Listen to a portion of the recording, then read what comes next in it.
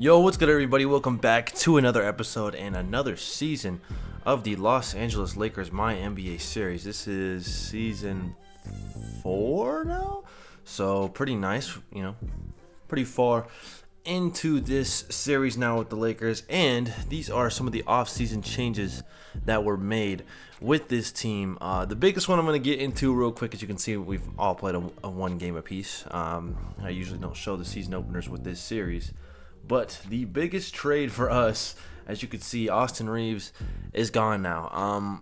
He didn't play at all in games 6 and 7 in the conference finals because he really couldn't defend anything, and his offense was kind of falling off a cliff. So if that's going to happen, why would we even have him on the roster? He's taking up a lot of cap space too.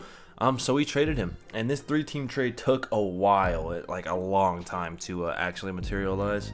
The Clippers were just not budging for Andrew Nembhard, but we finally got them to accept this offer. So we get Andrew Nembhard. The Suns get Austin Reeves and Ken Hendricks. I don't know who that is, honestly. And the Clippers get David Roddy, Trey Murphy III, 2 unprotected first-round picks, and 3 second-round picks. So I get a pretty big haul for Andrew Nembhard, which is crazy to me. But they also signed Anthony Black, as you can see right here. And then they moved Benedict Mathurin down to the 2, and this is their lineup. This is a pretty solid squad, honestly. The Clippers could make another playoff push and honestly make it to the playoffs. I think they made it last year, but they got swept by Denver, I believe, something like that. But if you look at our squad now, that's really the only change we made to this team. It's just Austin Reeves is gone, and for Andrew Nembhard. He's 27 years old. He's got a player option after this season. He's making $14 million a year, which is nice. So, I figured somebody to add to the lineup. And in his first game, he had 20 points and 10 assists for us, and he was phenomenal. We beat the Sacramento Kings with ease, pretty much. And the second half, they were playing pretty good, though.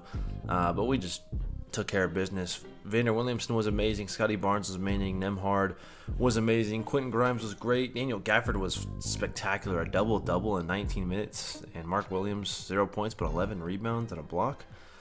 This team, it looks good, man. Really looking to make our way to a championship number 19, second in a row.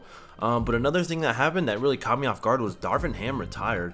I guess he just had enough coaching, and he retired on top, and so we signed Darko I don't know how to say his last name, but we signed the former Toronto Raptors coach, which pairs well with Scotty Barnes, who was on the Raptors. And there's a lot of ties between us and the Raptors. You can see the Raptors have a lot of players that kind of fit, that were on our team, as they signed a Ben Thompson free agency, who had an amazing game in his first game. But they have Koulibaly and Taylor Hendricks, who both were on our team. And Max Christie too. Interesting. But I want to look around the league, what happened. Sixers, nothing much changed. Embiid has regressed a little bit to an 89 overall, which is crazy. So this is basically Maxi's team at this point. They also signed DeRozan and McCollum. It's cool for them. The Bucks, I think this is Damian Lillard's last year, because he tried to retire, and I vetoed it, obviously. But he's extremely washed. He had a good game in their first game, though, but he's very washed. And they have the rest of these guys. They signed Dylan Brooks. Pretty good signing for them. The Bulls, Shaedon Sharpe. This is a solid squad, honestly. If you look at it, this team could make the playoffs, and the first pick in the draft was RDIB from Wisconsin, 6'7", 225, very athletic guy who can shoot the lights out. So the Bulls are looking on the up and up, and their team is very good. They could be in contention for the playoffs this year. Cavs got better by signing Bradley Beal, and their young guys are progressing as well. This is it's per 36. I was going to say those are monster numbers. They're progressing pretty well, and they could be another good team. The Celtics basically stay the same. Tatum, this is his last year of his contract. Very interesting. Very interesting to see what he does in this offseason. This team has really underperformed for the last few years, to say the least. Clippers, like I was saying, very good squad. Grizzlies haven't done much. They moved Dink Patel to the 3, who's progressed to an 82 overall. Nice to see for them. The Hawks got a huge boost with Cameron Carr, out of all people, who they got from Houston. Undrafted, though, 22 years old, but he became an elite offensive player. and he can also defend too. So this is not a bad squad. It is just a very weird squad with Paul George at 37 years old. Probably going to retire after this year. He basically stayed the same. Jimmy Butler is extremely old now. He's probably going to retire after this season. Ryan Dunn progressed for them pretty well, though. Became a great defender. And that's about it. They're stuck in no man's land, in my opinion.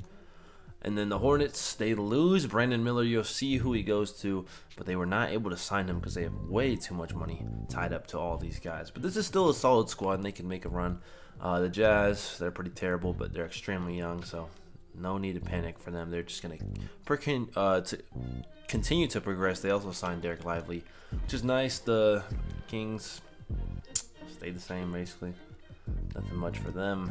The Knicks, Kevin Durant, this might be his last season because he tried to retire as well. So this is probably his last run in the NBA, which is insane. And this team is basically the same, except I think they signed Sadiq Bey. It's nice to see. That's our squad. The Magic have basically stayed the same as well. The Mavericks, they lose Aaron Gordon, but they pick up Michael Porter Jr., who had a pretty good first game with them. And then the Nets, they draft Miguel Tomato with the second pick in the draft. A pretty good point guard. He can play make and score at all three levels. And this team is just it's an interesting squad. They have some talent, but they also have some young guys. Nuggets, Aaron Gordon. Did I say the Mavericks lost Aaron Gordon? I forgot who the Mavericks lost. They lost Harden. But the Nuggets lose MPJ, but replace him with RJ Barrett, and this is a pretty solid squad. See if they can make a playoff run. Pacers, solid squad as well. Pelicans, a solid squad, but they underperformed a lot last year. So let's see what they do this season. The Pistons, they're getting a lot older. They haven't won a championship. I don't even think they've made it to the conference finals.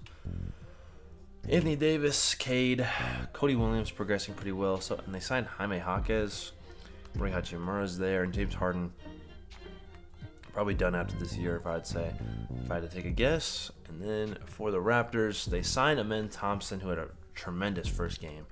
And this team looks like they could be on the up and up. They're extremely young, though. If you look at these first 5 players, they are 24 years old or younger.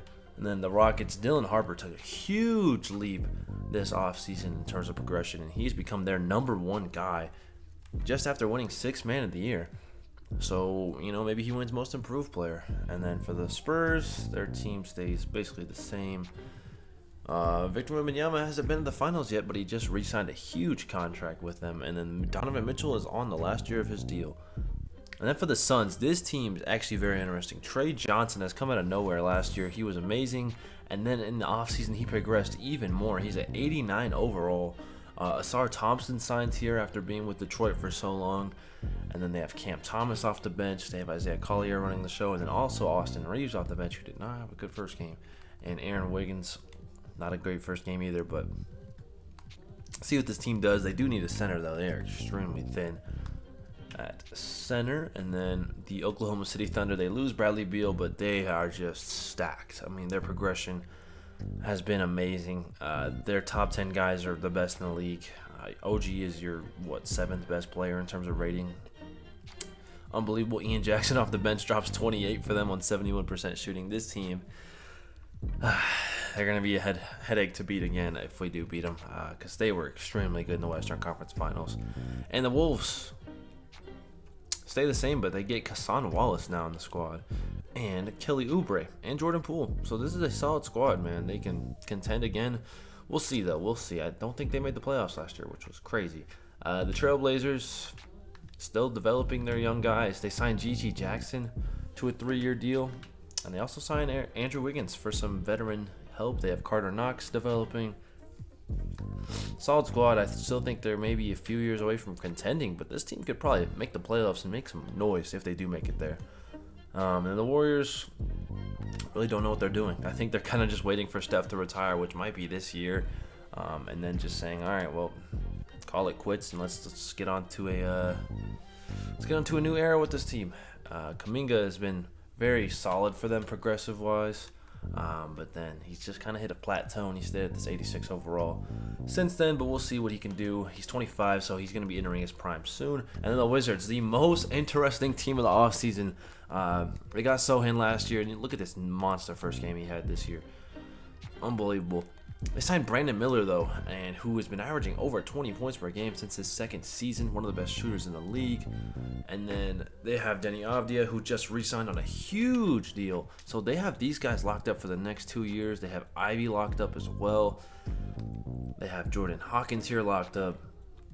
Norman Wilson was a great development for them from England. And this team really looks like they can contend. Like this starting four right here looks amazing. They have a solid bench. They don't really have a center right now, but Noah Clowney is there. He can knock down the three a little bit and rebound well. I'm interested to see what this team does. I really want to play this team during the season to see how they play, because this is an interesting four-man, big four kind of thing. Big three right here, at least with Avdia, who had an amazing season last year and the year before. Brandon Miller's been amazing. Jeremy Sohan looks like he might take another leap. And then that's it. That's really all that went down in the off seasons. Our first game of the season that you'll see will be against this Blazers team, because this is an interesting squad to play. And also, that is our ring night. And then we're going to play... Who is it that we're going to play? We're going to play the Wizards on the 24th. And then... Wait. Oh, I think we're going to play the Blazers. We might play Oklahoma City here. If we don't, though, we're going to play the Wizards. Then we'll play... maybe the Clippers or the Bucks right here. I don't know. Maybe the Bulls, and then the second half of the season we'll see who's the better teams and whatnot, and then we'll play that. But yeah, that is going to be the episode. I hope you guys enjoyed, and I hope you guys are ready to try to repeat as a champion. I will see you guys next time. Peace.